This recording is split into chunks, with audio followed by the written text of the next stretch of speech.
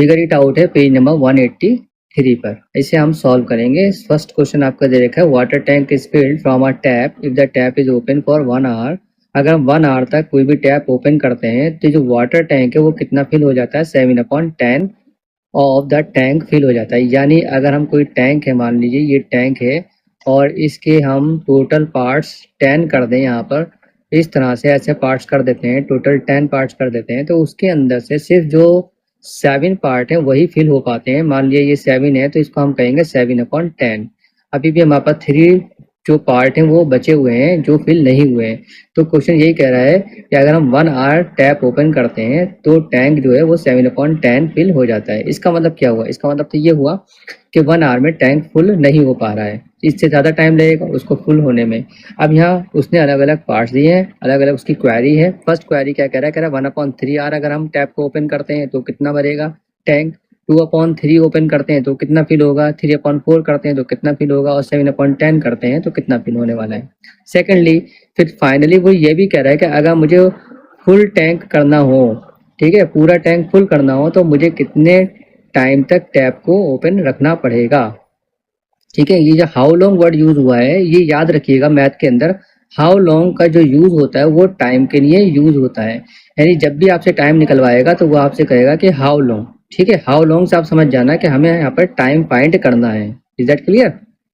अब देखिए इसका हम सॉल्यूशन कैसे करते हैं। सबसे पहले हम लिख देते हैं main heading that since water tank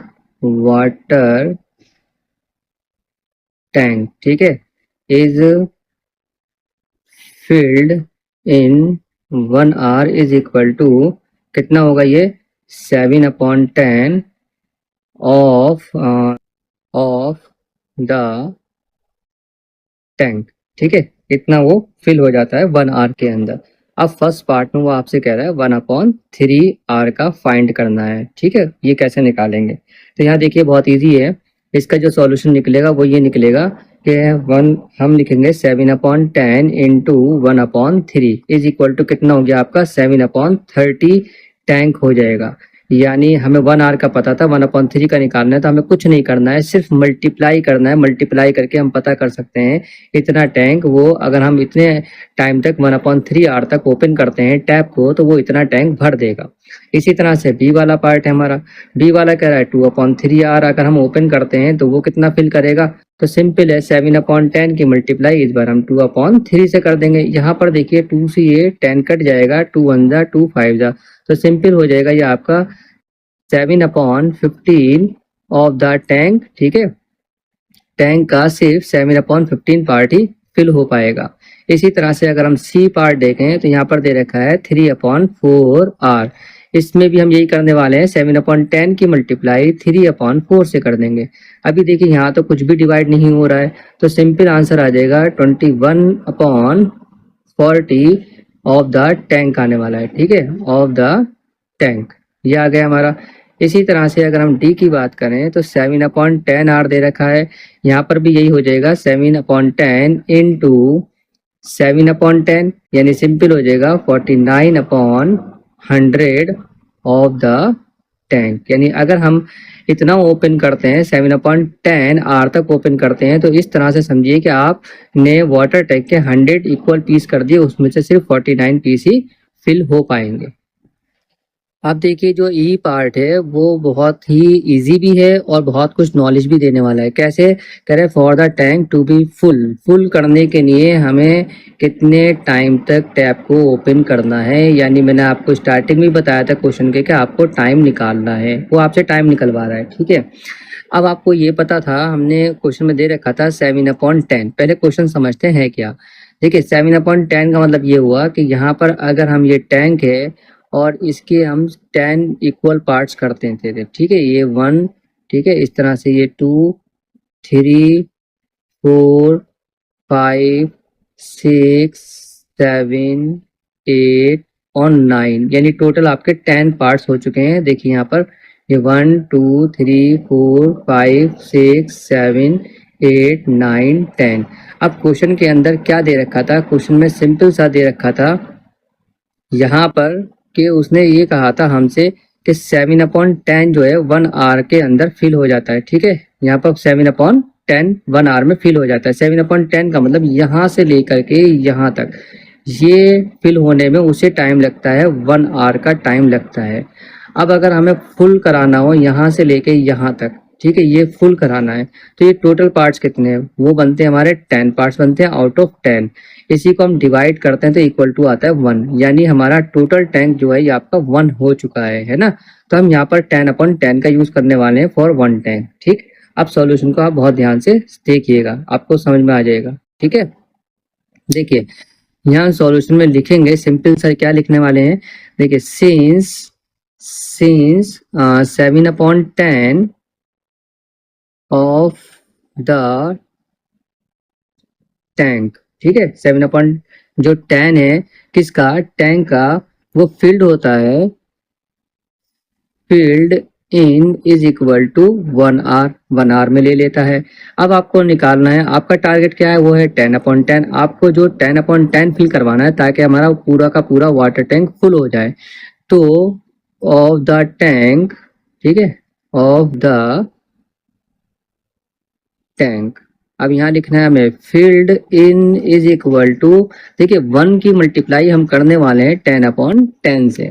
ये यूनिटरी मेथड का कॉन्सेप्ट होता है कि अगर आपको अपने टारगेट निकालना है तो अपने टारगेट को मल्टीप्लाई करना पड़ता है जो गिवन इन्फॉर्मेशन दे रखी होती है। ये गिवन इन्फॉर्मेशन है 1 आवर की, ठीक है, कि अगर आप इतना टैंक फिल करना चाहते हैं तो आपके टाइम जो लगेगा वो 1 आवर लगेगा, और आपको इसके लिए टाइम निकालना है तो उसके लिए हमें करना पड़ेगा मल्टीप्लाई। लेकिन अगर उसने अपने पास से कोई भी 1 के अलावा एक और इन्फॉर्मेशन दे रखी है जो राइट हैंड साइड पर हमें पता है 1 आवर के लिए, तो वहां पर 1 नहीं है लेकिन कुछ और दे रखा है, तो यहाँ पर इस चीज को हम करेंगे डिवाइड। क्या करेंगे, डिवाइड। अगर यहाँ पर 1 दे रखा होता तो हम इसको छोड़ देते और सॉल्व कर लेते, आंसर आ जाता। लेकिन यह 1 के अलावा, कभी भी याद रखिए यूनिटरी मेथड का कॉन्सेप्ट बहुत इजी होता है, अगर यह 1 के अलावा कोई भी नंबर है तो उसे आप डिवाइड में लेकर आएंगे। ठीक है, सेकंड लाइन में आपको क्या करना है, मल्टीप्लाई, अपने टारगेट मल्टीप्लाई करना है। और इसी का एक सी लाइन के अंदर बस इतना ध्यान रखना, फर्स्ट लाइन में अगर आपके पास 1 नहीं है तो उसे कर देना आप डिवाइड। यहाँ पर ये डिवाइड कर दिया। अभी हमें मालूम है कि जो ये डिवाइड है इसको हमें रिमूव करने के लिए इसका हमें करना पड़ेगा रेसिप्रोकल।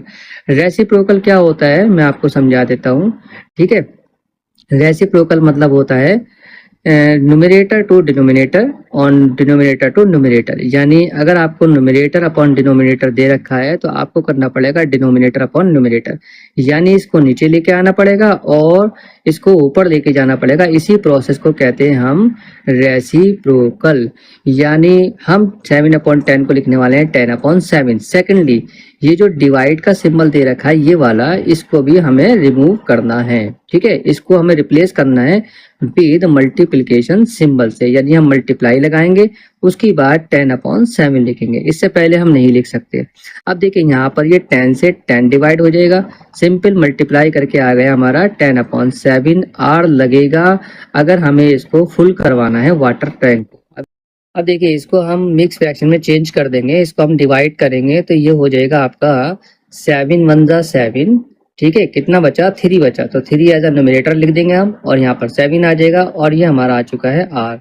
इसका मतलब ये हुआ क्लियरली कि 1 आर तो लगने ही वाला है, क्योंकि 1 आर में तो उसने पहले कह दिया था कि 1 आर अगर आप ओपन करते हैं तो वाटर टैंक सिर्फ 7/10 फिल होता है, उसके बाद भी टाइम लगेगा। वो उसके बाद कितना टाइम लगेगा, वो लगेगा ये 3/7, यानी अगर बचे हुए टैंक के हम 7 इक्वल पार्ट्स करते हैं तो उसमें से 3 पार्ट्स जो है फिल होने के लिए इतना टाइम और लगने वाला है ताकि हमारा टैंक फुल हो जाए। ठीक है, आई होप आपको समझ में आया होगा।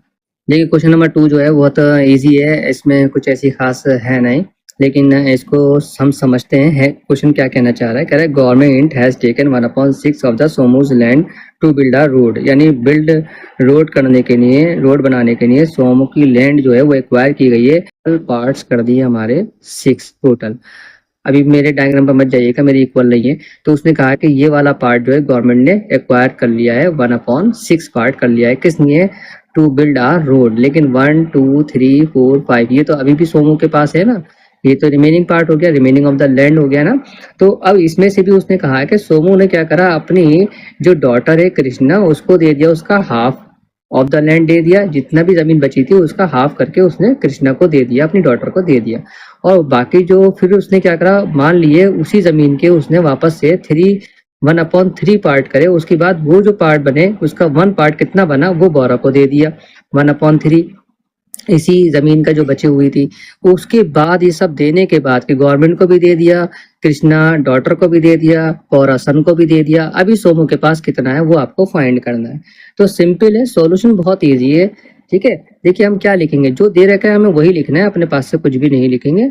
आफ्टर टेकिन, ठीक है, आफ्टर टेकिन क्या 1/6 ऑफ द लैंड, ठीक है, of the land by government, ठीक है, गवर्नमेंट ने ले लिया है।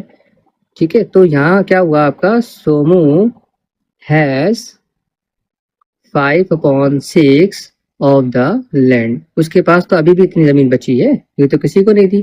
ठीक, अब ये पार्ट में कह रहा है कि कृष्णा को कितना मिला, अगर हम इसका हाफ दे दें कृष्णा को, तो Krishna got is equal to 1/2, ठीक है, ऑफ 5/6।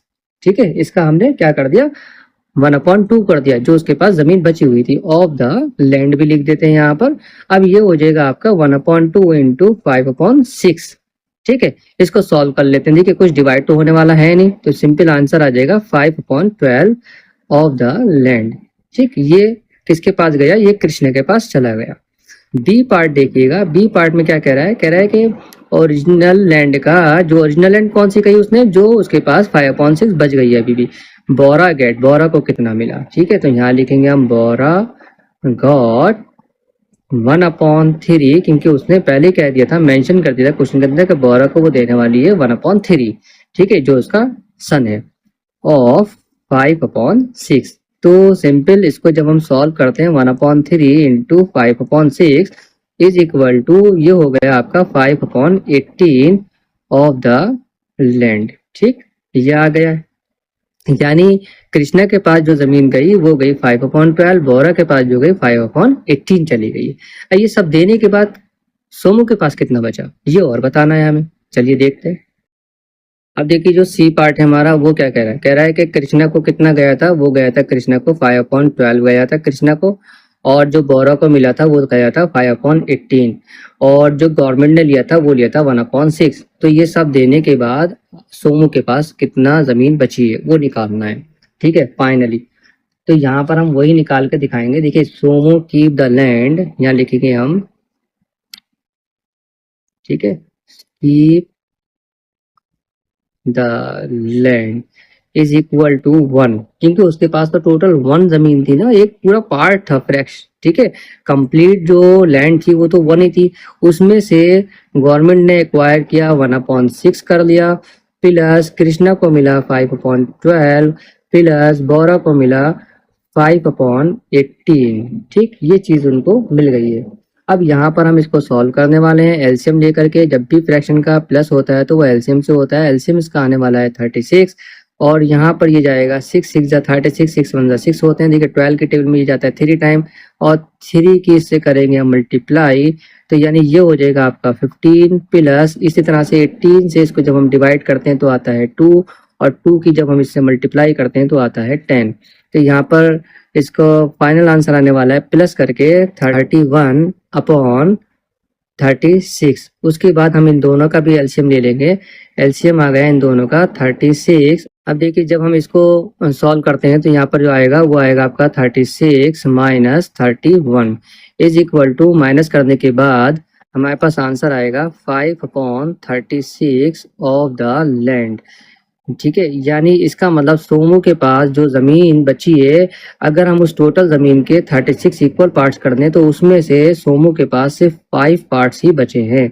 तो ये फाइनल आंसर आ गया। आई होप आपको अच्छे से समझ में आया होगा।